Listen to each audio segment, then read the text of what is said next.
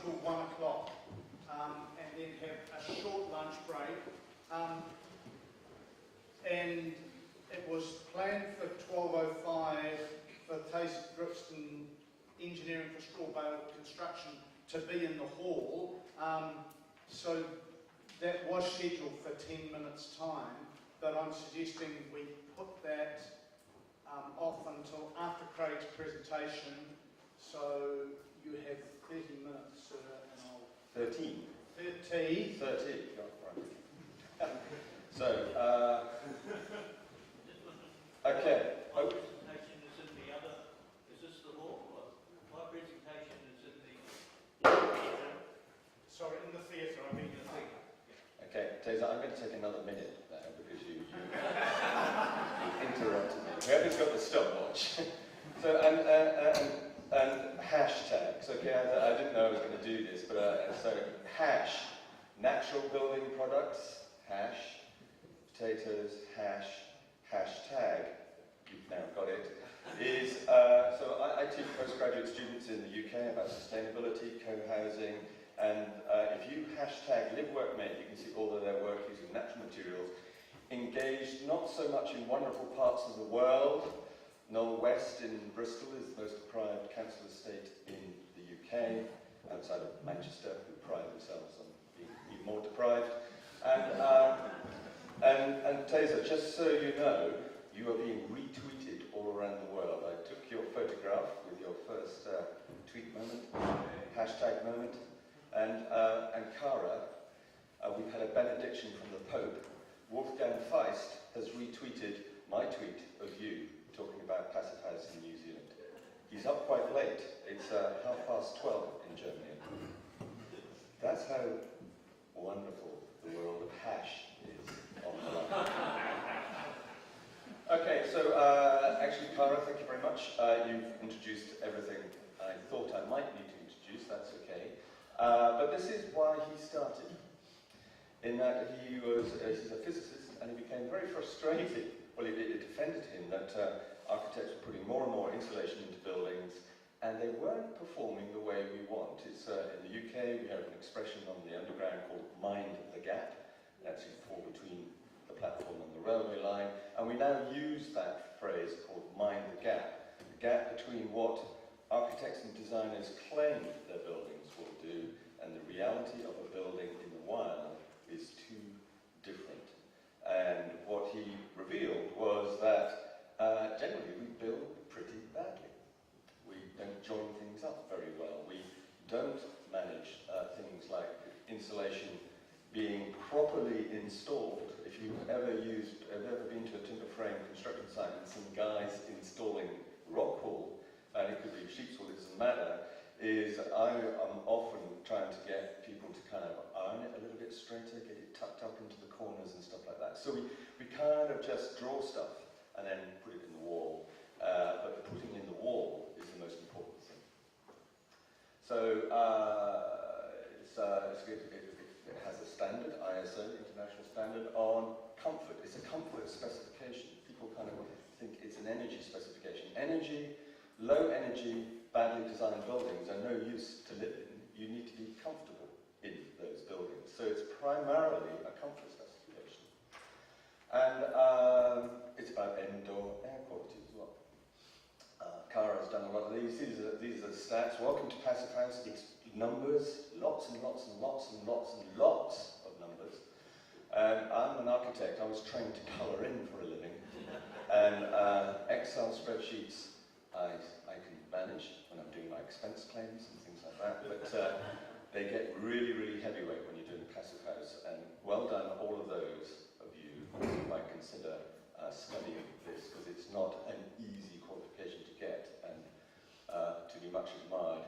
Then something called thermal bridging. In English we call it a cold bridge, but quite rightly the Germans did explain to us that it's actually a Wärmebrücke, a warm bridge. It's heat moving out, not cold moving in, but still we call it a warm bridge in the UK. So, then what else? Oh yes, so no drafts. That's another thing. Less than 0.1 of a metre per second. results in is the internal surface temperatures must never drop below 17 degrees C, including the windows. That's an astonishing set of targets to set, and as Cara explains, it does work. There's no specific mention of moisture control, though. All materials, as been clarified, it's all assumed that the ventilation system will handle everything to do with moisture control. And there are some examples where it's not managing the moisture control, and there are some issues that do arise from that. So I'm going to stop talking passive house for a little while and talk about we build with carbon. So, carbon cycle, you saw that yesterday, 5 natural ones on the planet. Turns out to be not a good idea to push it into 2 of them at least, and perhaps we should keep our carbon close to ourselves in our biosphere and make our homes out of carbon. So, that's a hydrocarbon, in case you were ever in your mind saying, I wonder what a hydrocarbon is. That's the stuff we pull out of the ground in the form of gas, coal and oil, fossil fuels, solar energy, fossilized by the planet hundreds of millions of years ago. It's all sunlight. But it also captured carbon over millions of years, and then what we're doing is releasing that carbon at a faster rate than has ever been seen on the planet before, other than during the Jurassic and volcanic periods of stuff. So there is enough hydrocarbon left in the ground to fry our atmosphere 5 times over, if we continue to pursue that. And of course, the oil and gas industry, they're very smart. They say, well, we can do something for you. We can do something called carbon capture and storage. And this is their model. So they will dig the coal out, take the gas out, take the oil out. They'll design a widget, yet to be fully invented, to scrub the CO2 out of the exhaust of the power station, put it into things like geological muds, and then transport it back to where they extracted it from and pump it back under the ground. So in the UK, that's in the North Sea, and they'll frack the hell out of the last bit of oil and gas reserves. And they also want to be paid 90 euros per tonne to do that. So, I see an opportunity, not a problem. So, this is the Gulf of Mexico. You remember BP, Gulf of Mexico? That oil then, you see those little rocks, that's oil that was costing $140 per barrel. It took them 18 months to cut it off. If the CO2 leaks out of the fracked wells, nobody will know. We'll just have a slightly fizzy North Sea. I don't know what we can do, North Sea aid, Kool-Aid or something like that. And this I have not photoshopped. This is when BP came to America. I really love that they got the branding so spot on. They delivered it. Absolutely. So they brought oil to the shores of America. And they're still paying for that, and always put them out of business. So, 90 euros per tonne. I think that's pretty cheeky, actually. So, let's just talk about some cooler carbon capture and storage, something called photosynthesis. This is a sinkhole in South America that's 200 meters deep, and at the bottom of that sinkhole is a forest. If we move down into the cave, we see plants thriving. And they are all being driven by photosynthesis. Nature has this way of converting sunlight into mass using carbon capture and storage at a rate of efficiency that is a constant 3% on the planet. That's the efficiency rate of photosynthesis. If the banks could get anywhere near that. So Monsanto has patented the genes for rice. We have a patent application in for photosynthesis. That would be nice. So if we move in a bit closer, there is something called stomata, not stigmata, as I said the other day at a conference, for those who, a Catholic issue there, I think. But these are stomata, and basically this is the means by which plant leaves allow the atmosphere to enter, and they actually open and close. Leaves are breathing, they open and close in a very slow cycle. So those are the mouths on the leaves. And they suck in the atmosphere, they split down CO2 into its component parts, carbon. Carbon they use to build complex sugars, which are the building blocks of cellulose and other plant-based materials. So And they do that with no apparent energy exchange. So if we wanted to split the CO2 molecules in this atmosphere now, you'd have to heat the air up to 2,500 degrees C to break the molecular bond. And there are people doing that. In desert countries, there are people getting hydrocarbons out of the air by using thermal solar mirrors to heat volumes of air up to 2,500 degrees C. Anybody touched a plant recently and got burnt? I've been stung, but never burnt by plants. So, we don't know how it works. And if we move in closer, we start to see the cell structures, and then we move into chlorophyll. So this is where the Star Wars guys got the idea of the Force. The Force is within us, all. Can you feel it? That is what happened, is biologically, some cellular-based animal life, plant life, did a deal. I'll live inside you if you allow me to survive, and I will do something called photosynthesis for you. So it's a synergistic relationship that nature has built from the ground up. If we move a bit closer, there we are, there's a chlorophyll. And then, thank you to the BBC, this is a photon of light hitting something somewhere in that chlorophyll. So those are the photons you can see, and look, there's photosynthesis, there's energy exchange happening with no heat. And just to show you how cool this is, the current theory around what is happening is that photosynthesis is powered by a quantum machine. Welcome to the world of quantum physics in natural buildings. I don't know what it means. But boy, is it a whole lot cooler for the tech guys. They're going to say, you just put straw in a box? No, I work with quantum machines. So, and basically, apparently, it's a ring of proteins that are acting like a lens into a crucible that doesn't produce heat, but allows the molecules to be split apart.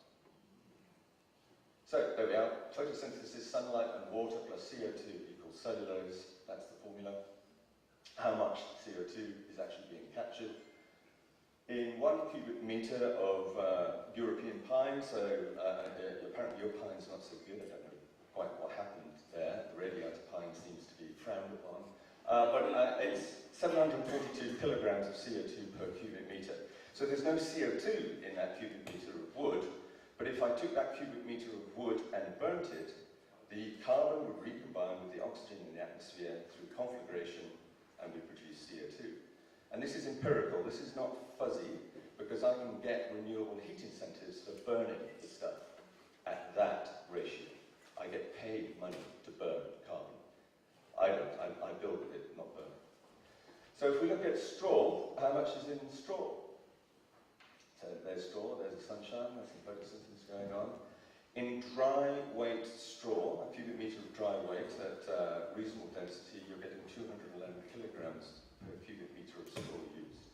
So you can start doing some maths on just how much carbon have I built with, using 742 for the pine and 211 per cubic meter for the straw.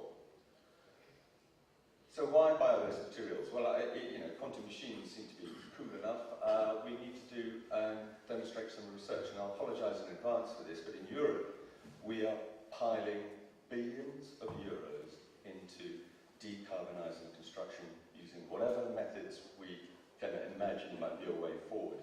And these are, that's the one on the left, that's Eurocell, that's 5 million euros worth of research work that we completed 3-4 years ago. The one in the middle is current now, EcoC. This is demonstrating the health and well-being effects of using bio-based materials in highly insulated passive house type constructions, 6 million euros. ISBC, use of bio-based materials as insulation replacements in buildings, 7 million euros. And I apologise for that, because I know research isn't available like that in America. But we are sharing this online. So if you go to isobioproject.com, you can find out what's going on there, and papers are already being published out of that. eco-c.org. The Eurocell stuff, the website has since come down. I don't know quite why that happened. And, but if you want, I can pass you all the results of Eurocell. So we're So this is isobio. There you are. So there's lots of good stuff. It includes clay. Well, that's not bio-based. It's swept into the same material sets. Here are the targets. If you want funding, you have to use these numbers. It's really simple. Whatever you're doing, it's got to be 50% reduction in embodied energy and CO2, 50% reduction in total costs, 20% better insulation properties, and 5% total energy reduction. I think 5% total energy reduction is a pathetically low figure. We're already demonstrating that we can halve things through real projects. So when you want funding, you've got to promise the Earth. And just promising, get on with the research.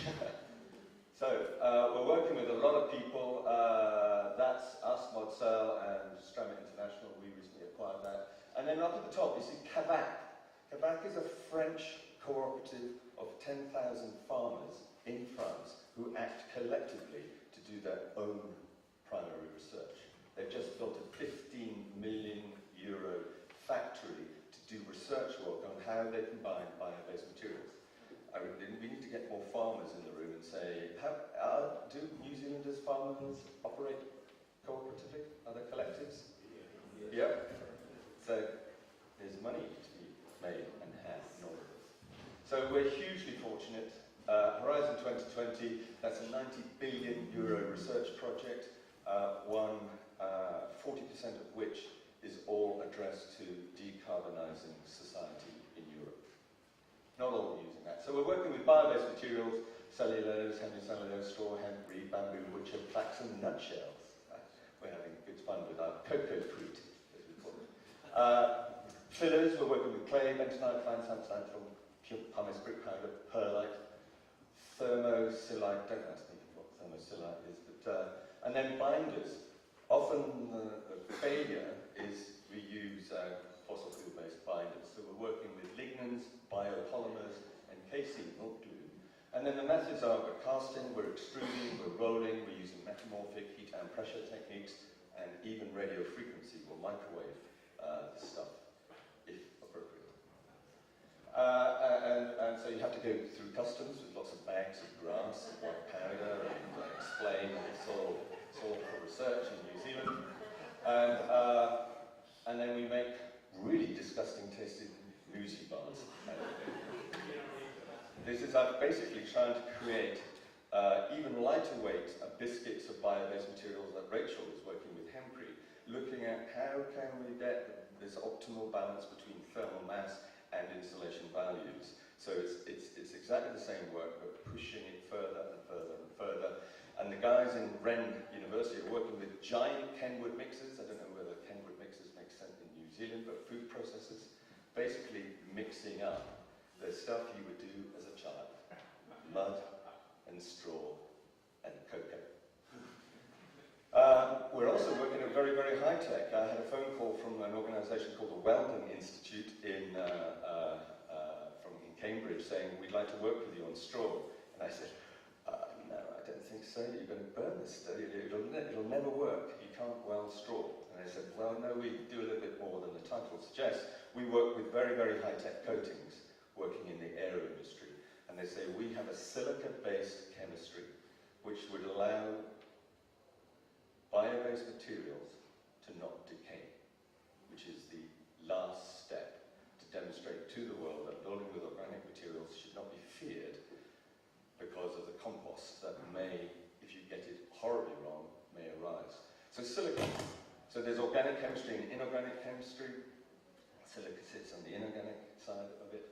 And silica is, so rice uses, rice straw uses silica naturally. Rice straw grows in water all the time.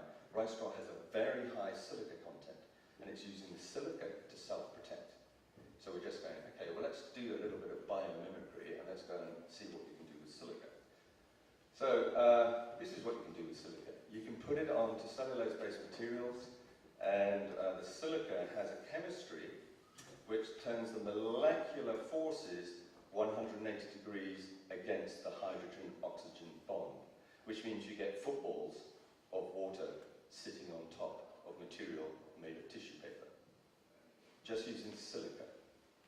So, and it's very, very advanced science. I'm not even going to try and explain what those little lines are coming off that stuff. can eat it. Here's a little, so here's some paper. Is this going to work? I don't know. Please.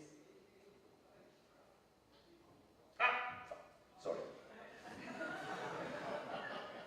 The word fuck should not have escaped from my mouth. There we are, okay. iPhones, slow mo, they're wonderful. So this is just stained water sitting, we're just dripping it on top of the cardboard. And the cardboard's going, nah, not interested. And the water's going, don't want to be here, I want to be somewhere else. And we maintain the vapor diffusion through it. It's silica, not silicon, as somebody thought I said the other day. So, thank you. So, there we are. So there's a piece of paper treated diagonally across it, 1 hour after 30 minutes after doing some drops. See, the drops on the right are just hanging around and the other stuff has gone into it. And there's just a much prettier blue version of the same thing. And there are droplets of water sitting on straw, and both of them are just not getting on. Now this, for many, is quite scary. So what's the chemistry? What do you mean by chemistry? Is it nanoparticles? We live in a world of nano, but new nanoparticles are a little bit risky because they get inside us and do things we don't intend. So it's very nice. Let's go and look at this school. Remember the young women, 17-year-olds. This is the Hayesfield Bell School. That's lime render done with something called pargeting. Pargeting is a traditional technique, normally pronounced pargeting, which you do green man, you scribe into the hairs running across the landscape. But this was a DNA strand in which what we mapped onto the building, and what we did was all we do is we just use a technique called graffiti to pull back the surface to create some art. It's not as perhaps joyous as some of the other stuff I've seen this morning, but it's our cool modernist attempt at a little bit of pargeting. There are the young women that we talked about building it before. And then we work at Google, these guys. You're going to Google anybody today after you've hashtagged, is Google carbonvisuals.com. Because carbon is invisible. We're breathing it in and out, and we're producing carbon monoxide. No, are we? I don't know. But so we're part of the carbon exchange. But if anybody can point at a carbon dioxide molecule right now, I'll buy you another pint. But these guys actually translate carbon into the visual, hence them being called carbon visuals. And this is some stuff that went viral about 2 years ago. That is the daytime emissions from New York, stacked up as 1 ton balls of carbon, if balls of carbon dioxide could be stacked up. And that's the daily emissions of New York, next to the Empire State Building. We don't have the same kind of visualization budget, so we found some big black balls in something called the Scrap Store in Bristol, and we translated that to so Adam there is holding the emissions that the school will produce in a year. The bigger black ball in the background is the emissions that Bath would, the whole of the city of Bath would produce in a year, but at a very, very different scale. You can see there are maps underneath. And this is us talking to about 120 young women in a girls' school, trying to say, okay, so what's all this carbon stuff? Is it, how can we make it relevant to you? Are you talking about carbon dioxide? That's carbon dioxide, so it's black, but it's carbon dioxide. That is a one-time volume of carbon dioxide, just done black, because people think carbon is black. That's the school being built, so everything above the ground, it is cement, I apologise for that, but everything above the slab is carbon, either in the form of wood, lime, or straw. Screws we're still working on. And here we're up on the first floor. Those are 18-metre long glue-bound beams laid on their edge. There's a giant tongue-and-groove floor, and then these are the panels just being dropped in. And when I was a first year at the School of Architecture, I kind of thought you built a wall, and you put a floor in it, and then you put a wall on top of that. It took 25 years to unlearn most of what I'd been taught about DPCs and things like that. And actually we now build buildings as I imagined it would be when I was just 20.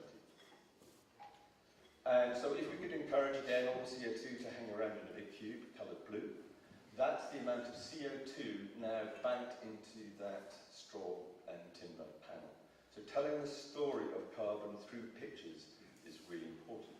If we scale it up to the building, it's 376 metric tons of CO2 no longer in the atmosphere, all are captured by the various components there. So when we do a costing for our projects, it has two columns. One that says pounds, the other one says CO2, either emitted by the emissions part of the profile or captured and held by the bio-based material part of the profile. So that's what that looks like.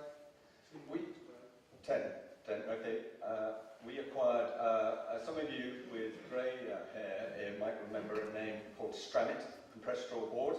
If you want to pick up some stuff here, if you want to pass those around. Nick, if you can do that, that would be great. Stramit International is a Swedish technology developed in the 1930s, then brought to the UK in 1945 and scaled to the point where they manufactured 80 million square metres of the stuff in the UK. It exists in 300,000 houses in the UK as load-bearing partitions, but nobody can remember that now because it was all done 40, 30 years ago. Then they sold it to hardware stores, and then people started building flat roof garages with bitumen on top, and water is the enemy of compressed straw board because the straw goes, water, sucks it up and blows. So that's why we're worried about that. How does it work? There's no glue involved. It uses something called lignin. There's cellulose, hemicellulose, and lignin. Lignin is a long chain molecule. And so what happens is you apply heat and pressure to the straw. The moisture in the straw turns to steam. The steam liquefies the lignin. The lignin translates to the outer edge of the straw. You press it together. Lignin is a long chain molecule. You have a self-gluing product, and it's structurally load-bearing. So that's what you're fondling at the moment as it works around the world. It's done in a big factory. This is one in India. Stramit shut down in 1993 in the UK and then went around the world selling their machines. So I met somebody from Australia who said, oh yeah, that's an Australian technology. No, it's not. It's British. Sold to the Australians for $2 million as a plant. John Mosison, the son of the original founder, who's now 76, sold 18 of these machines around the world. We're going to bring it back to the UK and start manufacturing there later, 2017. So straw goes in one end, gets compressed and comes out the other as a functioning board. It's absolutely fabulous stuff. Here's some prefabricated office buildings sung from an A-frame at the Festival of Britain in 1951, made of straw. When the Queen was coronated in 1953, Westminster Abbey wasn't big enough to hold all the fur that turned up, and surprising how much fur is in the landed gentry in the UK. That's called the Coronation Annex, made of straw. It's absolutely fabulous. And then here on the right is Stramit Advertisers, published once a month in the UK and sent out to 60,000 architects a month in the UK. The back sheet has pictures of nice men with Brylcreem and moustached outfits who will happily come along and tell you to do the CPP. So that's what you produce, 60 mil, 40 mil boards. We can go down to 25 and up to 120. That's my car, 1.6 ton Audi. Thank you, Volkswagen, for screwing up my low carbon life with your emissions line. Simply supported at 800 millimeter centers with no glue. A BBC came along and tried to burn it. He failed. And so if you remember this one, this was what we were building in the red brick houses. This is what we're now building. This is the Passive House certified system. We have got rid of all of the timber, I-beams, etc., and we're now, that's going to, yes, that one worked. And so no plasterboard in our buildings, we use compressed straw. The sheathing board for the panel is compressed straw. The straw insulation is straw. The sheathing panels on the outside is compressed straw. And if we zoom in a little bit, it kind of looks like that. And then, okay, working with the Passive House Institute and straw. We had to define the XYZ of the ABC of straw. So this is now the European International description for straw orientation in a wall. We couldn't say twine up, twine out. That didn't feel scientific enough to the certifying body, so we talk about the XYZ of straw. Don't worry, twine up or twine out is absolutely fine. 5 to go. 5. I'm now running towards the end of my presentation. So, there is good sense in thinking, okay, if straw is long and thin, does it thermally conduct along its length compared to the thermal conduction from straw to straw aligning right to each other? Yes, it is.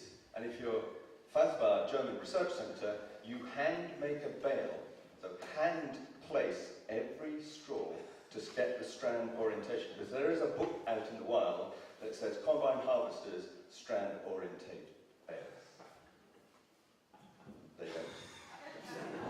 So the passive house certification we have got is twine out, for simplicity, because of this research. So, we thought, well, wait a minute, let's do some British research here. So one of my colleagues' partner, his wife, is a doctor in a research hospital in Bristol, and they have an MRI scanner. So we went into the hospital with a couple of bales and put them through an MRI scanner.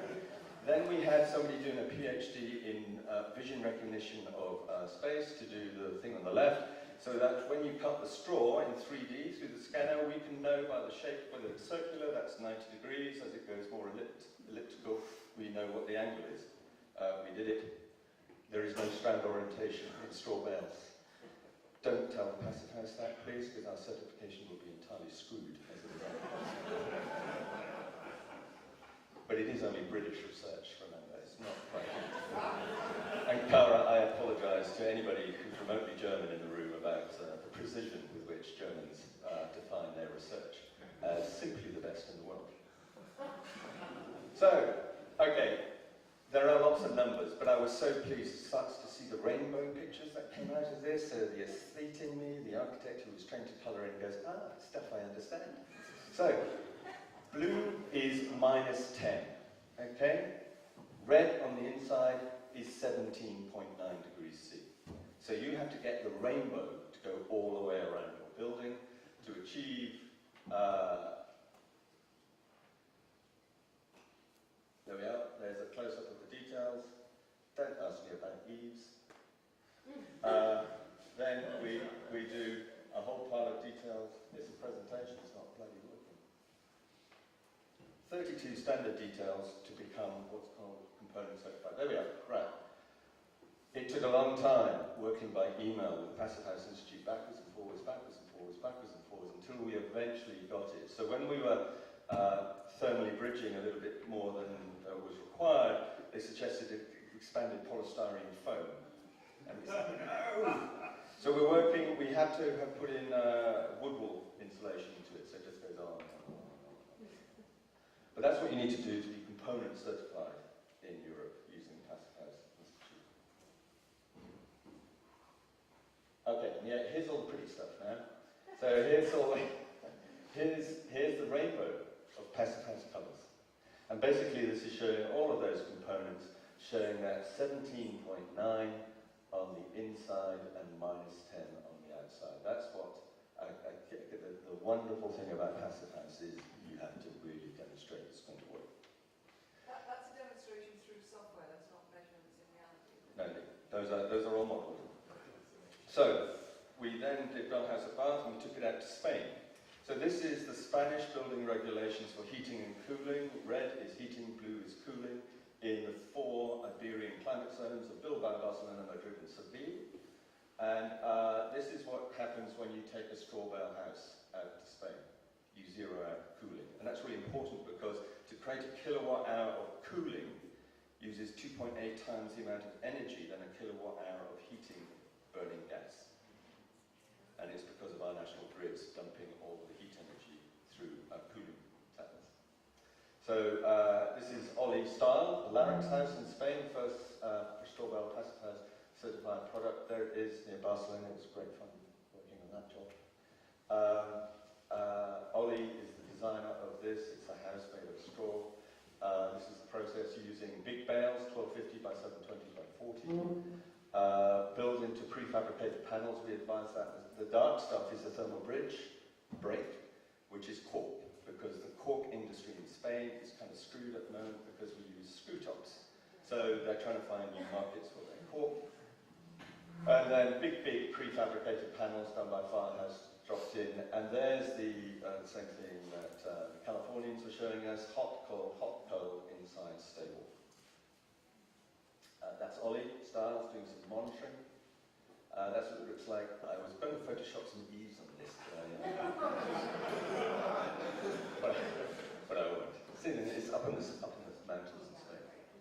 So, okay, I will stop. I'm just going to go to my last slide then. In that case, one side there. So straw. Everything else is timber. It's all carbon except the screws. And I want to talk about screw rails, and I'll flip through to the end because there's happy prefab chattels for childhood, and on top of the garage, very expensive straw bale. I'll just get to my last slide. Lots of carbon. So, why do we put carbon in the environment? It's an asset. It sits on the balance sheet. It's insured. It's maintained. It has utility. It's where we work, rest, and play. It increases in value over time. Now, the oil industry can't do that. It's pumped under the North Sea. It's a complete waste of time. So I'm just going to finish because this is the joke that gets us over. What would I like to see? Financial mechanism allow for carbon investment. We should invest in carbon. That would be nice. We can build with carbon. That's what I do.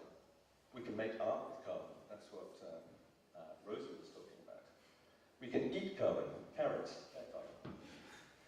Or as Star Trek had it, we are all carbon-based life forms. Make love.